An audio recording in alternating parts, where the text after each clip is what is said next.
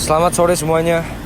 Sekarang kami berada di Shell, tepatnya lokasinya ada di pom bensin Shell Rawabuntu. Oke, kami di sini tujuannya untuk mencari informasi kenapa stok bensin di Shell ini menjadi kurang ya. Di sini bisa dilihat Super V-Power Nitro Plus itu 0 jumlahnya.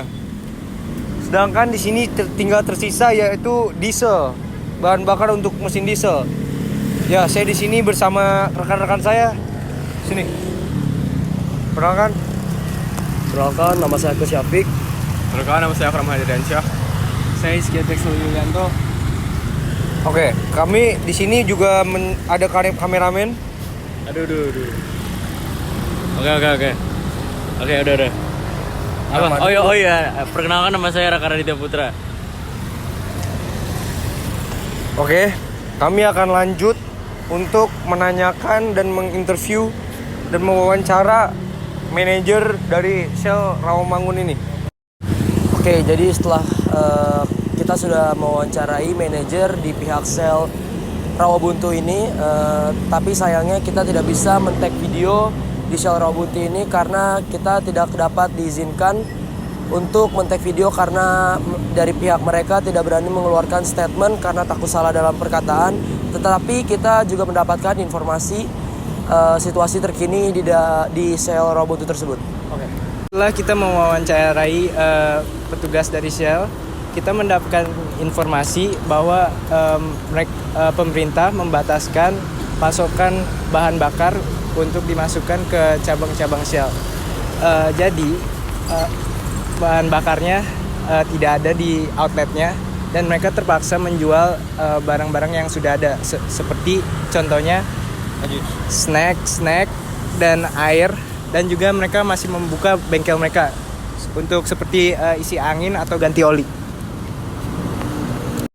Baik, di sini setelah mencari tahu untuk sumber minyak yang akan diambil, yaitu pemerintah menyarankan untuk dari pom bensin swasta seperti Shell dan Vivo dan lainnya juga untuk mengambil minyak mentah dari pemerintah kita Indonesia. Namun walaupun seperti itu, Shell menjamin tidak akan ada penurunan kualitas dari bensin atau bahan bakar tersebut walaupun mengambil minyak dari pemerintah. Oke, dari pihak Shell, yaitu dari manajernya, berkata bahwa konsumen Shell harap bersabar. Dia berkata bahwa mungkin 3 bulan ke depan akan kembali normal. Di seluruh outlet di Indonesia, Shell akan menyediakan bahan bakarnya kembali lagi. Nah, sekarang juga sudah dimulai dari outlet-outlet Shell di beberapa tempat di Jakarta sudah mulai menjual kembali bahan bakar Shell tersebut. Sudah ada, tersedialah. Oke, selanjutnya kami tentu menanyakan apa dampak dari kejadian seperti ini bagi karyawan Shell. Jadi, informasi yang telah kami dapatkan dari manajer Shell Rawabuntu, ia mengatakan bahwa saat ini mereka sedang baik-baik saja karena mereka bisa menjual makanan-makanan seperti yang ada di depan. Sini.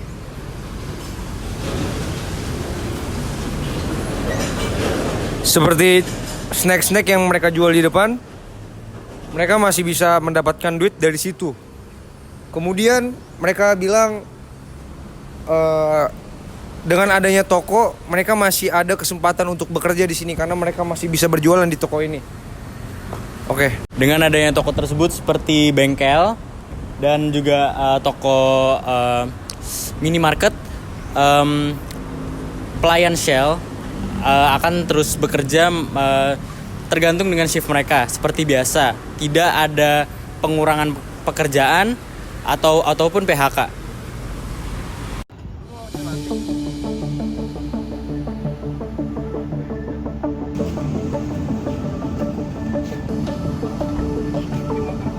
Jadi beginilah kondisi minimarket Shell dalam situasi terkini.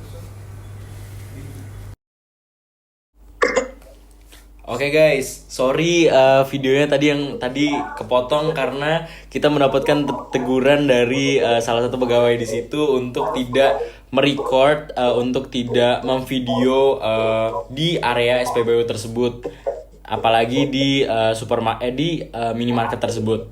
Nah, setelah kita setelah kita mewawancarai salah satu manajer di SPBU tersebut, kita mengusulkan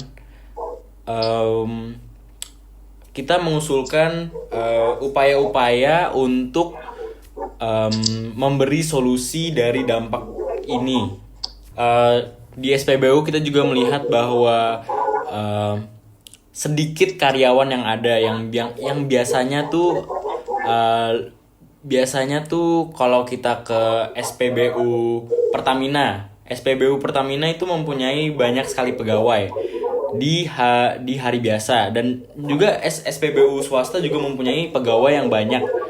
Nah, tetapi saat tadi kita ke SPBU Shell atau salah satu SPBU swasta, kita melihat bahwa sangat sedikit pegawainya.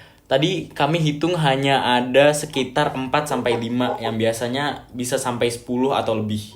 Itu saja sih. Akram, Hizkia, ada pendapat kalian? Saya bisa memberi solusi. Oke. Silakan, Saya, Hizkia, solusinya apa? menurut saya pemerintah tidak harus terlalu egois atau bisa menjadi terlihat seperti memonopoli minyak. Jadi mungkin karena kemarin ada kasus di Pertamina tentang oplosan, mungkin masyarakat lebih memilih pom bensin swasta. Nah, hal itu ada dampak buruknya bagi SPBU Pertamina lainnya, walaupun mereka tidak mengoplos bahan bakar.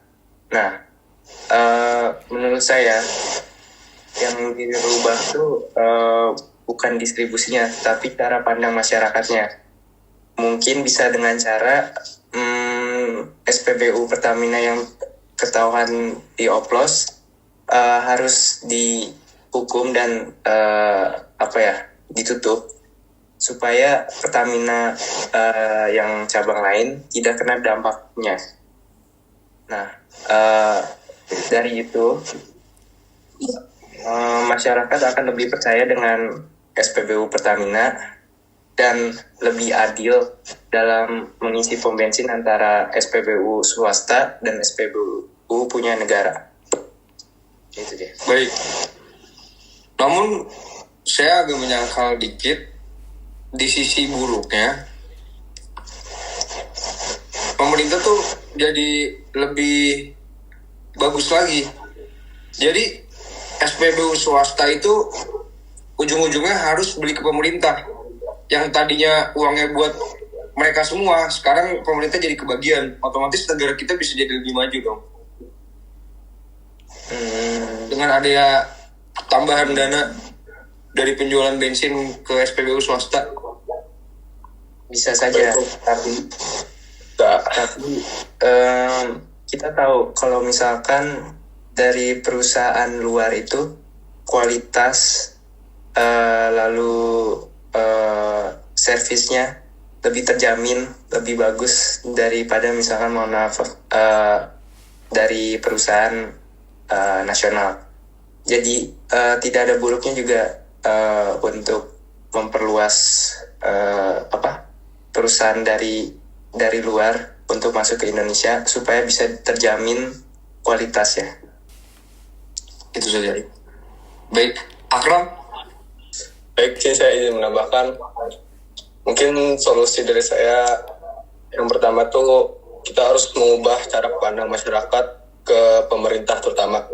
Ini jika misalnya pemerintah ingin bahan bakar atau minyak yang Shell ambil itu diambil dari negara, Walaupun memang baik dananya kalau untuk kembali ke negara sendiri, namun masyarakat masih memandang pemerintah tuh dengan banyak, yang pertama kasus korupsi dan oplosan.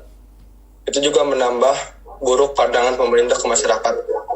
Apalagi yang terbaru beberapa bulan yang lalu, yang kasus korupsi Pertamina yang sampai 900 triliun, dan juga adanya kasus oplos dari salah satu pom bensin yang menjadi menambah buruk pandang masyarakat ke pemerintah Indonesia. Cukup. Baik, terima kasih Akram. Mohon maaf tadi itu ada salah sebut ya. Itu pandangan buruk masyarakat ke pemerintah. Oh ya. Oke. Ya semua ini balik lagi ke statement kita kan.